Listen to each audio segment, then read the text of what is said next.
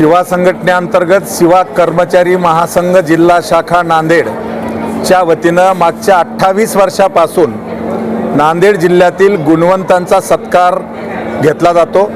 याही वर्षी जिल्ह्यातल्या 280 गुणवंत विद्यार्थ्यांचा सत्कार या ठिकाणी आयोजित केलेला आहे।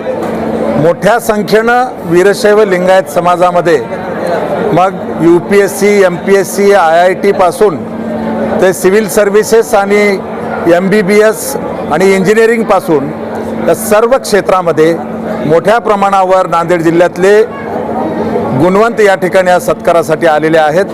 मी माझ्या वतीनं आणि शिवा संघटनेच्या राष्ट्रीय शाखेच्या वतीनं नांदेड जिल्ह्यातल्या तमाम गुणवंत विद्यार्थी आणि त्यांच्या पालकांचं मी जाहीर अभिनंदन करतो। त्यांच्या भावी आयुष्याला, त्यांच्या उत्कर्षाला माझ्या वतीनं आणि शिवा परिवाराच्या वतीनं हार्दिक हार्दिक शुभेच्छा देतो। धन्यवाद। जय शिवा।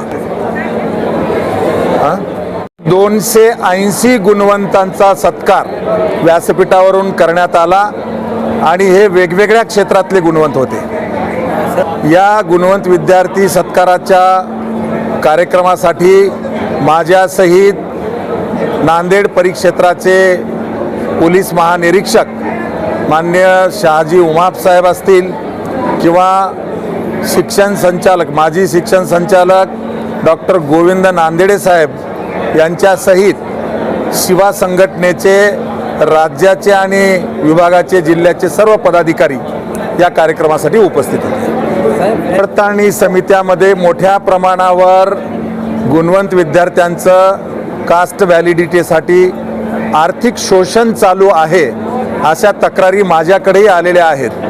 मी माझ्या भाषणात उल्लेख केला, खऱ्या अर्थानं नांदेड जिल्हाच नाही संपूर्ण महाराष्ट्रामध्ये वीरशैव लिंगायतांच्या 21 जाती या OBC आरक्षणामध्ये आहेत आणि त्यांच्या व्हॅलिडिटी करताना येणाऱ्या अडचणीवर मात करण्यासाठी मी OBC खात्याचे मंत्री यांच्याकडे बार्टीच्या डायरेक्टरसहित सर्व जिल्ह्याच्या कमिट्यांच्या अध्यक्षांना बोलावून एक बैठक घेण्याचा माझा प्रयत्न आहे आणि गाईडलाईन्स ह्या दिल्या गेल्या पाहिजे। खास करून OBC आरक्षणाच्या व्हॅलिडिटीसाठीच मोठ्या प्रमाणावरती आर्थिक शोषण चाललेलं आहे। वाणी जातीचं व्हॅलिडिटी व्हायला खरं तर कुठलीच अडचण नाही, परंतु तरीही 6-6, 8-8 महिने व्हॅलिडिटी कमिट्यांचे जे कर्मचारी आहेत ते प्रकरणं पेंडिंग ठेवत आहेत।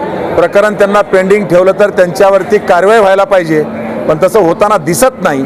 आणि नांदेड जिल्ह्याच्या शिवा संघटनेच्या पदाधिकाऱ्यांना आणि समाजालाही मी आवाहन केलं आहे की असं कोणी आर्थिक शोषण दलाल या ठिकाणी जर शोषण करत असतील तर त्यांचा बंदोबस्त हा केला जाईल। कोणीही घाबरू नका, कोणीही आर्थिक व्यवहार व्हॅलिडिटीसाठी करू नका, असं आपल्या माध्यमातून माझं आवाहन आहे।